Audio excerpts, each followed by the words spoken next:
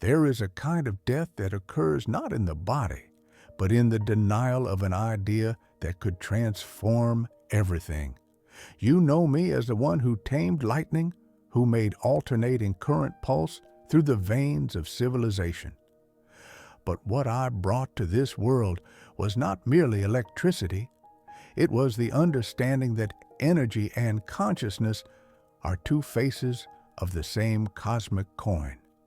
And when I discovered how to unify them, when I touched the veil between matter and thought, they did not celebrate me. They buried me alive. My greatest invention never received applause. It never illuminated streets or powered industries. It remains hidden, not due to technical failure, but because it revealed something that established power could not permit, that absolute freedom was possible, that no man would ever need to bow before meters, corporations, or governments to access the primordial force of the universe. They called it impossible, then dangerous, finally non-existent. But what never existed does not need to be erased from records with such fervor. Humanity built its civilization upon a flawed principle, that everything must be conquered through scarcity. Food, water, land, and especially energy. Control it, and you control entire nations. They transform sunlight into private property, water into commodity, wind into banking figures. But the universe does not operate by scarcity. It operates by infinite abundance, vibrating at frequencies your eyes have been trained not to see. I saw those frequencies not as metaphors, but as living geometries, pulsing beyond the spectrum your senses dare perceive. I discovered that Earth is not merely a planet. It is a conductor, a resonant drum that, when struck at the correct frequency, can transmit unlimited energy to any point on its surface, without wires, without losses, without owners. I called it the World Wireless System, an invisible network where every human being could extract energy directly from the ionosphere as plants extract sunlight. There was no need for power plants, cables crossing continents, or wars over petroleum. Only receivers tuned to the natural pulse of the planet. Absolute freedom, encoded in hertz. But true freedom threatens every empire that prospers selling chains. When I presented my tower at Wardenclyffe, they said I was transmitting messages. I let them believe that. Allowing them to think small was my only temporary protection. Because what truly happened in that complex went beyond telecommunications. I was proving that the atmosphere is an electrical ocean, and that any man with correct knowledge could fish energy from that ocean without ever depleting its depths. I built the prototype. It worked. The first successful transmission of wireless energy through terrestrial resonance was completed in 1899 in Colorado Springs. Lamps ignited miles away with no physical connection. The entire planet trembled for a tenth of a second when I synchronized my coil with its fundamental frequency. And then the money ended. Not by accident, not through mismanagement, but because J.P. Morgan finally understood what I was creating. He did not finance Wardenclyffe so I could revolutionize communications. He invested expecting to control a new monopoly.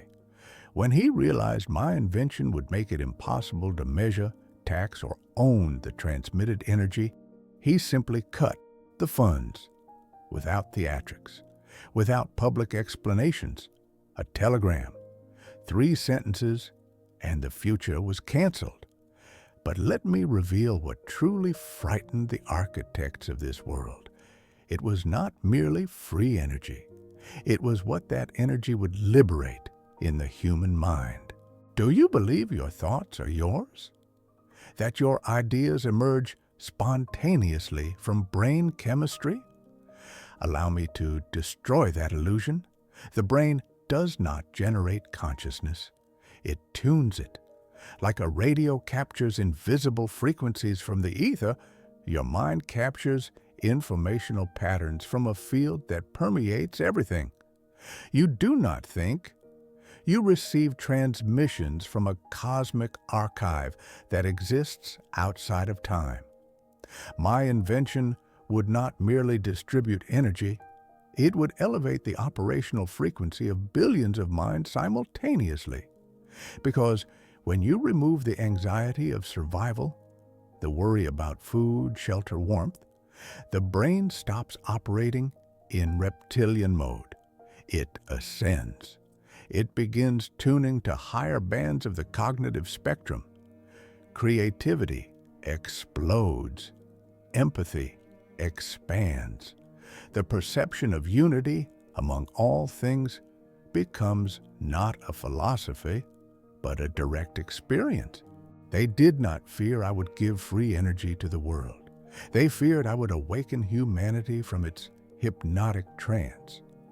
Because an awakened species does not tolerate tyranny, does not accept wars manufactured for profit, does not compulsively consume products it does not need, does not elect leaders who serve only corporate interests.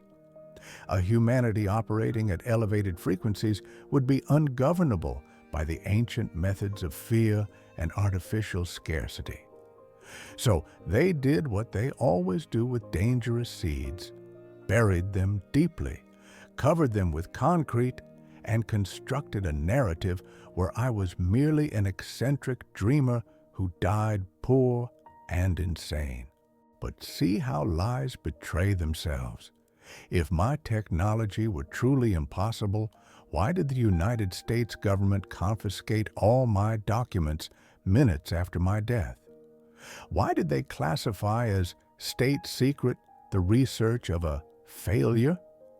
Why, to this day, do parts of my work remain inaccessible, locked in military archives? Answer: because it worked, and because it still works. Now hear the truth that transcends technology. The greatest invention they silenced was not the tower. It was not the physical apparatus or the mathematical equations. It was the living proof that scarcity is a political choice, not a natural law. It was the irrefutable demonstration that the universe is generous and that only human institutions created the prison of insufficiency. I did not invent a machine. I invented a master key to the invisible chains that keep humanity enslaved to systems that parasitize its vital energy. You ask why I worked alone? Why I refused partners, corporate alliances, eager investors? Because every time transformative knowledge is shared with power structures, it becomes distorted. They transform medicine into pharmaceutical industry. They transform education into indoctrination. They transform food into profitable poison. And they would transform my free energy into yet another sophisticated form of control. So I chose to fail publicly to preserve truth intact. I let them call me insane. I permitted my reputation to be destroyed. I accepted dying in a hotel room, alone, feeding pigeons while the world I illuminated forgot me. Because I knew that true ideas do not die with their creators. They hide in shadow, waiting for the moment when sufficiently courageous minds rediscover them. And look, you are here, listening, questioning, feeling that something essential was stolen from humanity. This is not coincidence, it is resonance. My greatest invention does not belong to the past. It awaits in the future, where every line of this story converges. When the last drop of petroleum is burned, when the last war over resources devastates the last nation, when desperation forces humanity to look beyond its fossilized paradigms. They will find my plans, not in the classified archives that have already been cleaned and edited, but in the planet itself, because I engraved the instructions into Earth's frequency. Anyone with correct instruments and pure intention can rediscover what I did. They cannot burn an idea that vibrates in the ionized layers of the atmosphere. They cannot censor knowledge encoded in the very laws of physics. They silenced my voice. They destroyed my tower. They erased my name from narratives of progress. But they could not erase the fundamental truth that the universe is a machine of infinite abundance, and any system built upon artificial scarcity is doomed to collapse under its own weight of lies. You ask what you should do with this information. Nothing and everything. Let it resonate within you. Allow it to disintegrate the comfortable certainties that keep you obedient. Do not try to convince anyone. Resistance feeds the system. Simply live as if abundance were real, as if the universe's energy were available to all who learn to tune its frequency, as if no one owned what has always belonged to everyone. Because when millions begin living this way, the old reality cannot withstand the pressure. It cracks. And through the spaces between fissures, the future they tried to kill finally births itself. I did not die poor. I died rich in knowledge you are still discovering. And my greatest invention was not silenced. It merely waits for you to stop whispering and start resonating. The frequency was set more than a century ago.